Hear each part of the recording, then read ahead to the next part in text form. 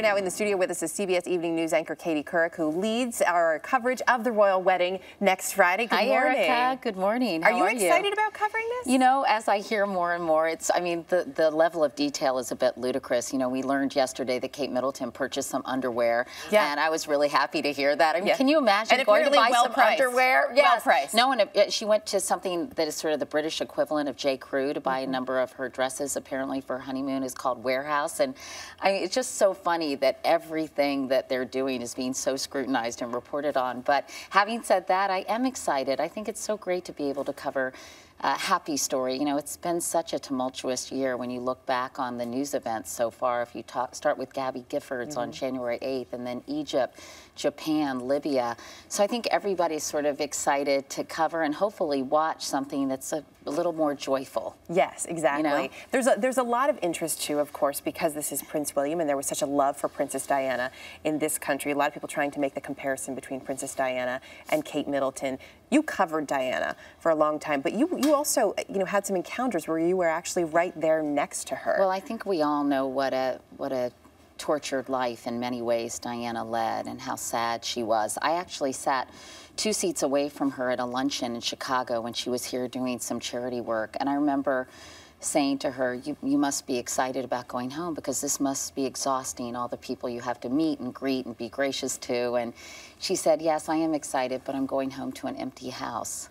And I thought, oh, that's so sad. I suggested she invite some girlfriends over for a sleepover, and she looked at me like I had 2 heads. But so she didn't put you on that guest list? No, but, you know, I mean, I think there was a certain sadness about her, and I don't think she was prepared at all to deal with the pressures and the attention that came with her job and her life. And I think Kate Middleton seems so much more grounded. First of all, she's 10 years older than Diana was. Diana had just turned 20 when she got married, and, you know, it was so difficult for her, I think, and the level of scrutiny she got. And then, of course, the marriage itself was so fraught with problems. You know, there are 3 people in this marriage. And I think you really do get the impression that Kate has, you know, there was such a long period of time when they dated that she's been able to acclimate herself. And I think one of the reasons he didn't propose earlier, not that I know having inside information, and people called her Weighty Katie, is I think, you know, it's a hard thing to step into, and I feel for her. I mean, to be at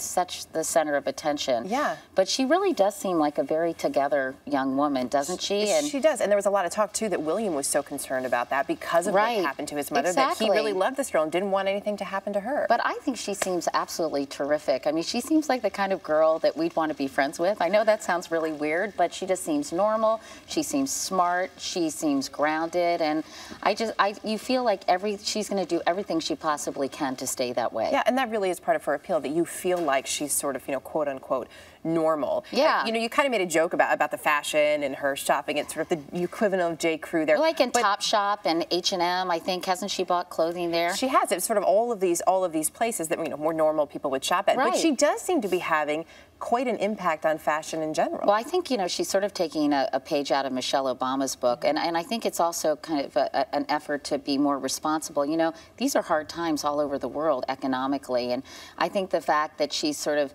also mixes up sort of high fashion with things. I think she wore a suit recently that she'd had in her closet for years, which you've got to love. So she doesn't seem to be a slave to fashion, but, you know, she's so beautiful and she always looks so elegant. And I like her style because she sort of exudes class in the right way without sort of being a snob about it. Yeah, which is nice. Yeah. And she covers up, which is nice, other than that heinous-looking see-through thing and with the bikini that dress didn't do it for you? That the one that apparently caught William's attention. Other than that, I feel like she wears sort of very, you know, appropriate thank you, good word, tasteful clothes.